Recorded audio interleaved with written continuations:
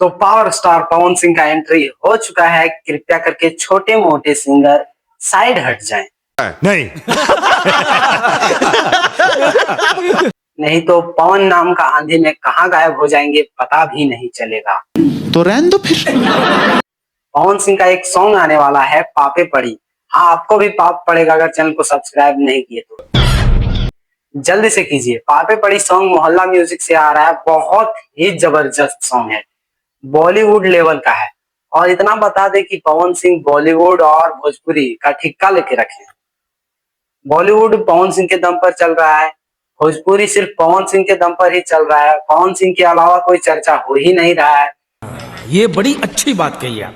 अभी बाबा खान और पवन सिंह का चर्चा हो रहा था, फिर एक सॉन्ग आ गया, उसमें बाबा खान को मिटा दिया सब। कौन है बाबा खान, अब पहचानने भी नहीं लगा। मतलब भोजपुरी सॉन्ग जो होता है ना, एक ही रूम में या फिर एक ही गांव में, एक ही जगह, एक ही प्लेस में शूटिंग करके फेंक दिया जाता है गाना रिलीज। लेकिन ये सॉन्ग में ऐसा नहीं है, बहुत जगह शूट किया गया है, अलग अलग प्लेस में, और लुक भी अलग अलग दिया गया है। बहुत ही जबरदस्त सॉन्ग होने वाला है। पवन सिंह के फैन हो तो चैनल को सब्सक्राइब कर लेना।